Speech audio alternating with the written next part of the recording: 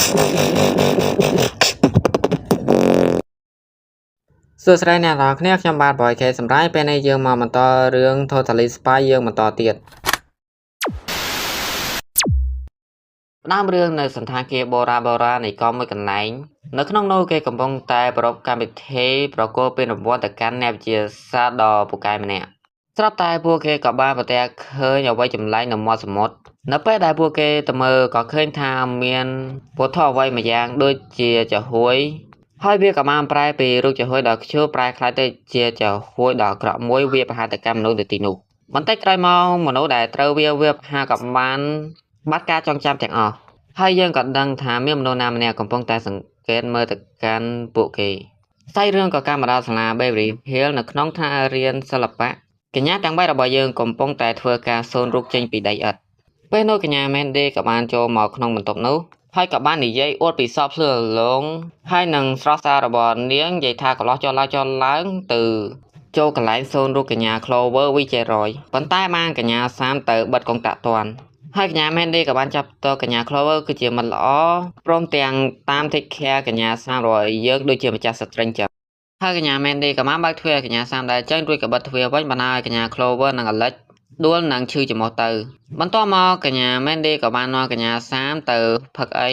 ស្របគ្នាក៏មានអ្វីមួយយ៉ាងសោកកញ្ញាទាំង3របស់យើងទៅកាន់កន្លែងលោកស្រាតាចារ្យ Cherry បន្ទាប់មកលោកស្រាតាចារ្យ Cherry ក៏បានចាក់ឃ្លីបវីដេអូរឿងកើតឡើងអំពីកោះបូរ៉ានៅពេលដែលកញ្ញាទាំង3ឃើញរូបដូចជាហួយនោះខ្ជូតនៅពេលដែលវាប្រែរូបរាងក៏មានការខ្លាចវិញហើយលោកស្រាតាចារ្យ Cherry ក៏បានរៀបរាប់ពីហេតុការណ៍ដែលបានកើតឡើងនៅកោះបូរ៉ានោះហើយលោកស្រាតាចារ្យ Cherry ក៏បានបង្កកៅវិទ្យាសាស្ត្រ3ឈុតឲ្យកញ្ញាទាំង3ព្រមទាំងបានរៀបរាប់ពីគុណលក្ខណៈពិសេសរបស់ជនមួយនេះដែរព្រមទាំងប្រកល់ឧបករណ៍វិទ្យាសាស្ត្រផ្សេងទៀតហើយជាចុងក្រោយលោកស្រាតាចារ្យ Cherry ក៏បានប្រកល់ម៉ូតូវិទ្យាសាស្ត្រហើយក៏បានរៀបរាប់ពីគុណលក្ខណៈសម្បត្តិរបស់វាផងដែរបន្ទាប់មកលោកស្រាតាចារ្យ Cherry ក៏បានទម្លាក់បេសកកម្មឲ្យកញ្ញាទាំង3របស់យើងទៅបំពេញប៉ុន្តែកញ្ញា Clover ក៏បានសុំលោកស្រាតាចារ្យ Cherry ទៅយកវ៉ែនតាសិនបណ្ដាឲ្យអ្នកទាំង3របស់យើងចង់កៀងបន្ទាប់ពីកញ្ញា Clover យកវ៉ែនតាហើយពួកគេក៏បានចាក់ចេញស្រាប់តែពេលនោះកញ្ញា Mandy ក៏បានចូលមករកកញ្ញាសាមដែលបណ្ដាឲ្យកញ្ញាសាមរបស់យើងពិបាករលេសក្នុងការដោះស្រាយជាមួយនឹងកញ្ញា Mandy និយាយចូលឡើងកញ្ញាសាមរបស់យើងក៏បានដកឃ្លាពីកញ្ញា Mandy បាន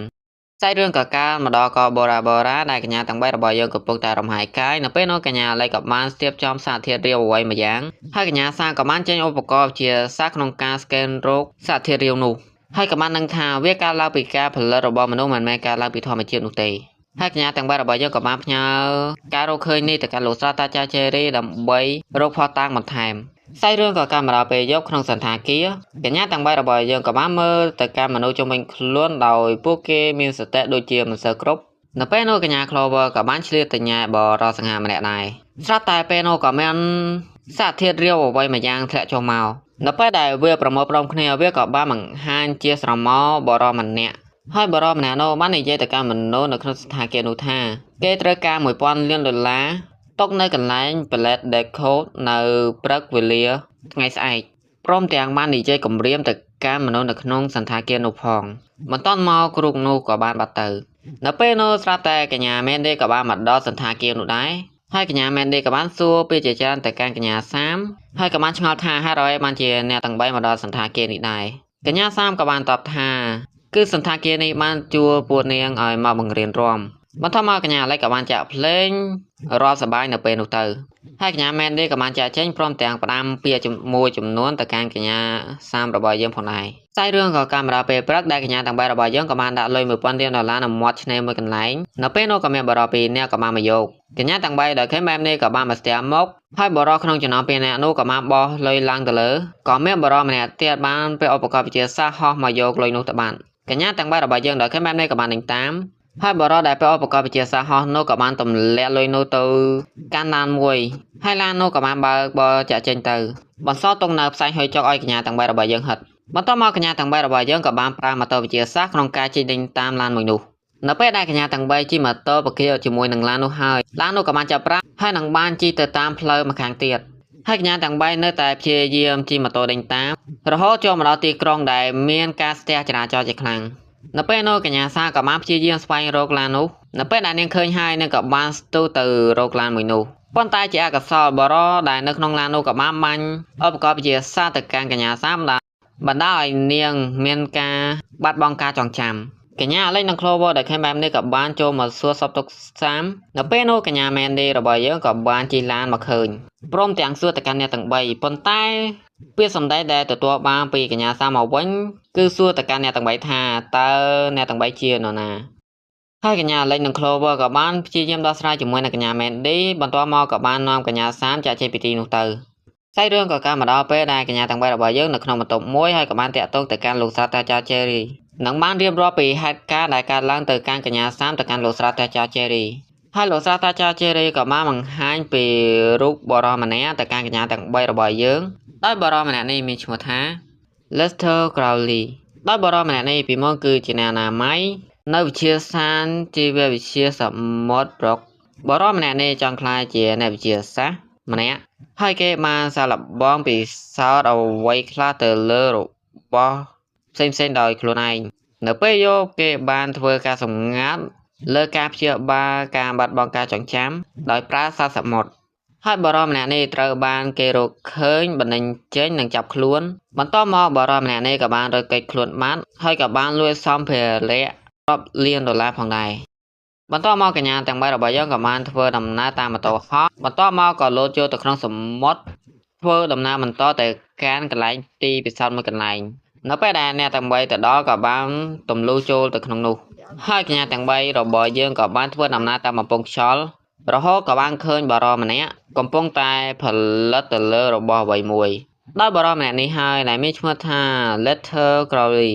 ដោយបរិសម្នាក់នេះចង់សងសឹកទៅកាន់ពិភពលោករួមទាំងចង់បង្កចលាចលដោយការប្រើសារធាតុចម្លែកទៅស្រូបយកការចងចាំរបស់មនុស្សនៅពេលនោះកញ្ញាសារបស់យើងក៏បានបញ្ចេញសម្លេងហើយក៏បានសួរទៅកាន់លោក Lester Crowley ថាតើគេដឹងថានាងជានរណាឬ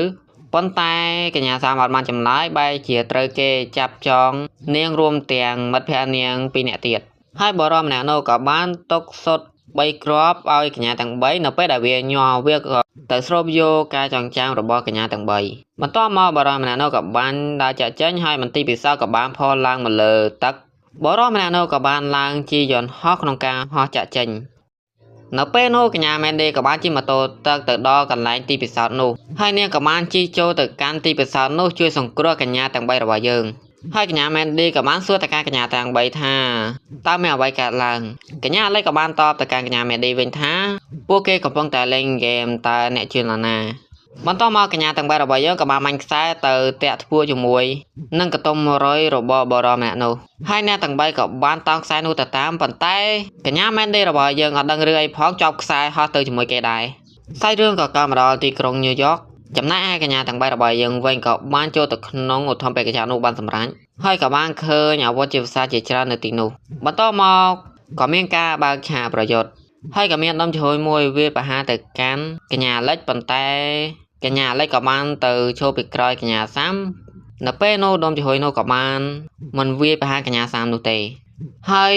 វាក៏បានវាប្រហារទៅកាន់អ្នកផ្សេងនៅពេលនោះក៏មានដុំចំហុយមួយទៀតវាប្រហារទៅកាន់កញ្ញា Clover ប៉ុន្តែនាងក៏បានទាញឧបករណ៍វិទ្យាសាស្ត្រក្នុងការស្រូបវាចូលទៅក្នុងនោះបន្ទាប់មកកញ្ញាសាមនេះក៏បានដើរទៅកាន់លោក Lester Crowley ព្រមទាំងកញ្ញាទាំងពីរទៀតរបស់យើងហើយពួកនាងក៏បាននិយាយគំរាមទៅកាន់លោក Lester Crowley ឲ្យបញ្ឈប់ទង្វើរបស់ខ្លួននៅពេលនោះកញ្ញា Mandy ក៏ឆ្លៀតដើរមកសួរកញ្ញាទាំង3ថាតើមានរឿងអ្វីកើតឡើងឲ្យកញ្ញាទាំង3របស់យើងបញ្យល់នៅពេលនោះលោក Lester Crowley ក៏បានធ្វើឲ្យកតុំ100រង្គើដែលធ្វើឲ្យកញ្ញាទាំង3របស់យើងចេញពីកន្លែងរបស់គាត់បន្ទាប់មកក៏បានធ្វើឲ្យទ្វារបានបិទនៅពេលនោះកញ្ញាទាំង3របស់យើងក៏បានទៅរកកន្លឹះដើម្បីបើកប៉ុន្តែដៃនាងខ្លីបើកអត់ដល់ហើយកញ្ញា Clover ដែលឃើញសក់កញ្ញា Mandy រៀងទំនងពេកក៏បានច្រាននាងធ្វើឲ្យសក់របស់នាងចូលទៅក្នុងម៉ាស៊ីនរបស់ឧទ្ធម្ភាគចក្រដែលបណ្ដាលឲ្យឧទ្ធម្ភាគចក្រមានការerror និងផ្ទុះសេបន្ទាប់មកលោក Lester Crowley ក៏បានចេញមកមើលហើយកញ្ញាទាំង3របស់យើងក៏បានទៅចាប់ដាក់ខ្នោះគេទៅហើយកញ្ញាទាំង3របស់យើងរួមទាំងកញ្ញា Mandy និងលោក Lester Crowley ក៏បានលោតចាកចេញពីឧទ្ធម្ភាគចក្រនោះដោយសុវត្ថិភាពទៅនៅពេលដែលចូលមកដល់ដីកញ្ញា Clover ក៏បានទៅទាមទារឧបករណ៍បញ្ចូលការចងចាំពីគាត់មកវិញ ក្នុងការធ្វើឲ្យកញ្ញាសាមានការចងចាំឡើងវិញនៅពេលដែលកញ្ញាសាមានការចងចាំឡើងវិញដែលធ្វើឲ្យមិត្តភ័ក្តិរបស់នាងទាំងពីរមានការសប្បាយចិត្តហើយកញ្ញាមែនឌីក៏មានការសប្បាយចិត្តចូលរួមគេដែរហើយកញ្ញាសាក៏ឆ្ងល់ថាហេតុអ្វីបានជាកញ្ញាមែនឌីនៅទីនេះចំណែកកញ្ញាមែនឌីក៏បានសប្បាយចិត្តដោយសារដឹងថាកញ្ញាទាំង3របស់យើងគឺជាស្ប៉ាយហើយកញ្ញា Clover ក៏បានប្រើកម្លាំងវិទ្យាសាស្ត្រក្នុងការទៅលុបការចងចាំកញ្ញាមែនឌីបន្ទាប់មកកញ្ញាទាំង3របស់យើងក៏បានបញ្ចប់ភារកិច្ចតែត្រឹមនេះសាច់រឿងយើងក៏កាត់មកដល់សាលា Beverly Hills វិញនៅក្នុងពេលថតរូបជុំគ្នាកញ្ញាទាំង3របស់យើងក៏បានបាំងមកកញ្ញា Mandy នៅពេលដែលថតរូបស្របគ្នាដែរសាច់រឿងយើងក៏សូមឆ្លៃតែត្រឹមនេះចាំជួប admin នៅវីដេអូក្រោយបន្តទៀតសូមអរគុណ